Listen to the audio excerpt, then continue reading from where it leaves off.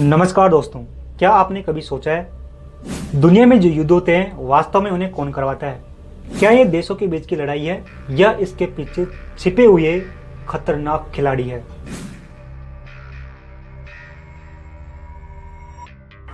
भाईजान नूर खान बेस में आके गिरा है। ये दुनिया में लगातार युद्ध हो रहे हैं, कभी ये राजनीतिक हितों के लिए, कभी आर्थिक संसाधनों के लिए, कभी सत्ता के लिए। लेकिन क्या आप जानते हैं इन युद्धों के पीछे केवल सैनिक नहीं है बल्कि राजनीतिक महाशक्तियां हैं।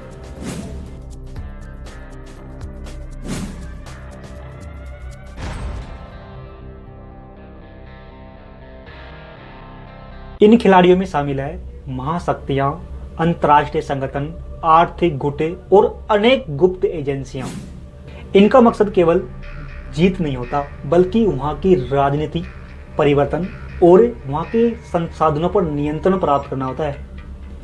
इतिहास इसका गवाह है कि 20वीं सदी में हुए अधिकांश युद्ध केवल इन्हीं महाशक्तियों के द्वारा। इतिहास गवाह है कि 20वीं सदी में हुए अधिकांश युद्ध सेना ने नहीं किए बल्कि इन उद्योगपतियों, हथियार बनाने वाली कंपनियां और इन महाशक्तियों के द्वारा करवाए गए हैं।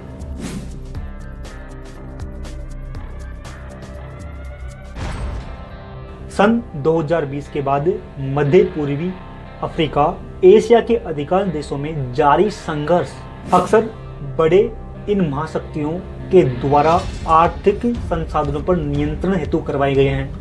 तेल, गैस, खनिजों पर नियंत्रण प्राप्त करने के लिए युद्ध करवाए गए हैं।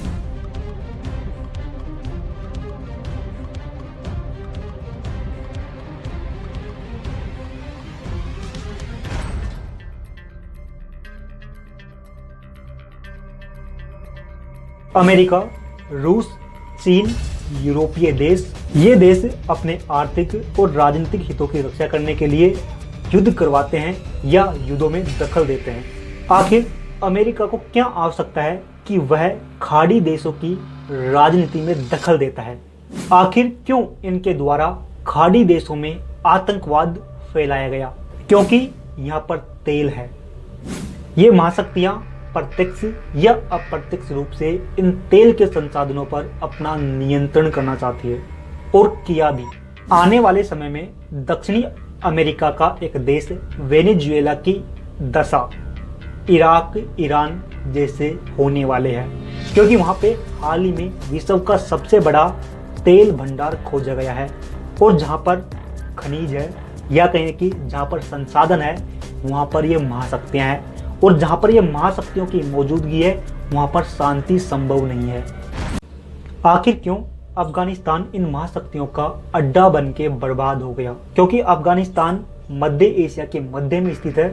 अफगानिस्तान की सीमा भारत, चीन, पाकिस्तान, इराक, उस समय का यूएसएसआर यानी कि सोवियत संघ, आज का रूस जैसे अनेक देशों के साथ सीमा लगती थी। अफगानिस्तान पर नियंत्रण, अफगानिस्तान पर राजनीतिक नियंत्रण प्राप्त करके इन सभी देशों पर रणनीतिक दबाव बनाया जा सकता था। इसलिए अमेरिका जैसे देशों ने अफगानिस्तान में अपने हिसाब से सत्ता कायम करने की कोशिश की।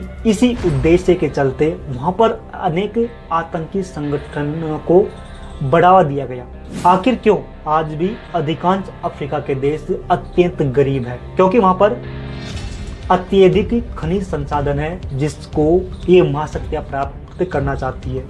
यदि वहां के देश आर्थिक रूप से समृद्ध हो गए तो वो अपने खनिज इन महाशक्तियों को नहीं देंगे। इसी उद्देश्य के चलते कहीं ना कहीं ये महाशक्तियां उनको आर्थिक रूप से मजबूत नहीं होने देती। आखिर क्यों यूक्रेन तबाह हो गया? कहीं ना कहीं रूस यूक्रेन के तेल के भंडार और अनेक प्रकार के खनिज भंडारों पर अपना नियंत्रण प्राप्त करना चाहता था। इसी के साथ यूक्रेन के क्रीमिया पर अधिकार करके रूस अपने जल मार्ग को सुनिश्चित कर सकता था और उसने ऐसा किया। जापान के हिरोशिमा और नागासाकी पर परमाणु बम गिरा के वहां पर लाखों बेकसूरों को मार दिया गया, क्योंकि कहीं ना कहीं अमेरिका को डर था कि आने वाले समय में जापान अपने आर्थिक हितों के चलते अमेरिका को टक्कर दे सकता है।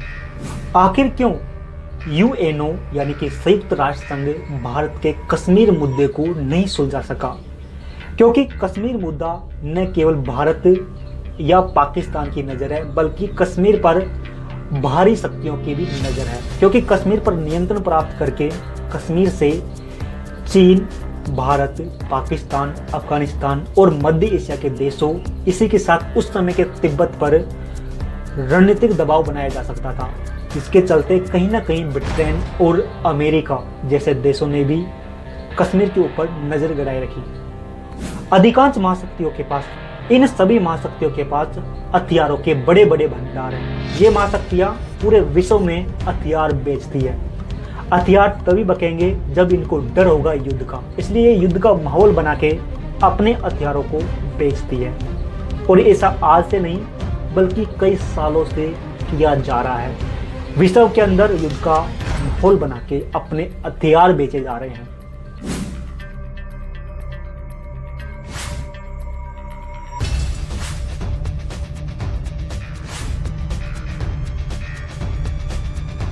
प्रथम विश्व युद्ध से आज तक लगभग 130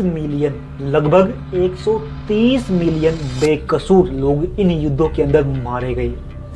हाल ही में इजराइल गाजा युद्ध में लगभग 80,000 लोग मारे गए, जिसमें 18,000 बेकसूर बच्चे भी शामिल थे।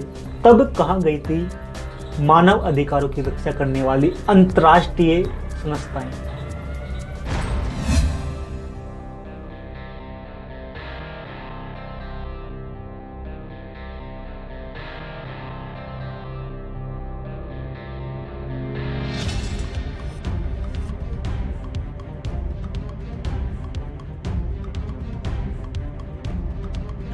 भारत जैसे देशों को इन महाशक्तियों की चाल को समझना अति आवश्यक है। आपने हाल ही में जेनजी आंदोलन सुना होगा।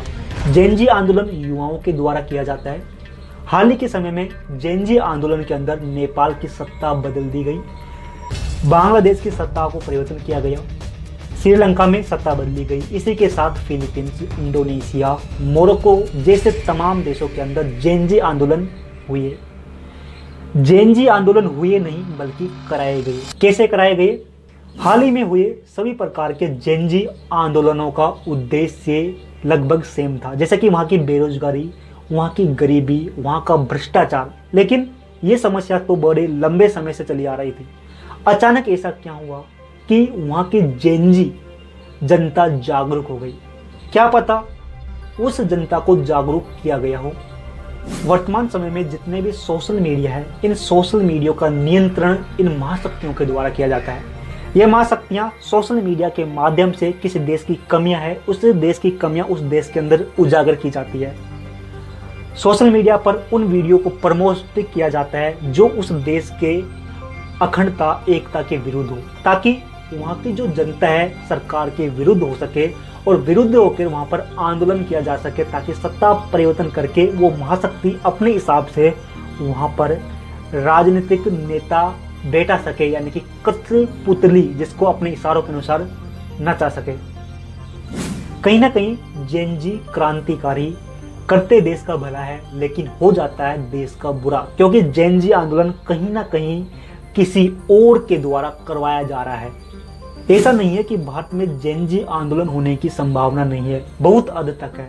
शायद आपने देखा हो तो भारत के एक महान यूट्यूबर ध्रुव राठी, हालांकि ये अपने वीडियो के अंदर सत्य बात बताता है, यानी कि देश के अंदर जो कमियां है वो कमियां बताता है, देश के अंदर जो राजनीतिक कमियां है उनको उजागर करता है। लेकिन कहीं ना कहीं इन कमियों का प्रभाव देश की जनता पर पड़ता है। जनता सरकार के विरुद्ध होती है, कहीं ना कहीं आंदोलन के लिए उकसाई जा रही है। आने वाले समय में देश की एकता, अखंडता के लिए खतरा उत्पन्न कर सकती है। शायद कहीं ना कहीं आप जो जेनजी क्रांति हो रही है इसकी अंतर्निहित उद्देश्यों को समझे होंगे। उम्मीद है कि आप देश की अखंडता, एकता के लिए खतरा उत्पन्न नहीं करेंगे। यदि आपको लगा कि इस वीडियो से आपको कुछ जानने को मिला तो इसको लाइक करें। लाइक करने का फ़ायदा यह है कि YouTube हमारे वीडियो को अन्य लोगों के पास सजेस्ट करता है। यदि आपको ऐसी और वीडियो देखने हैं तो आप हमारे परिवार का सदस्य बन सकते हैं। फिर मिलते हैं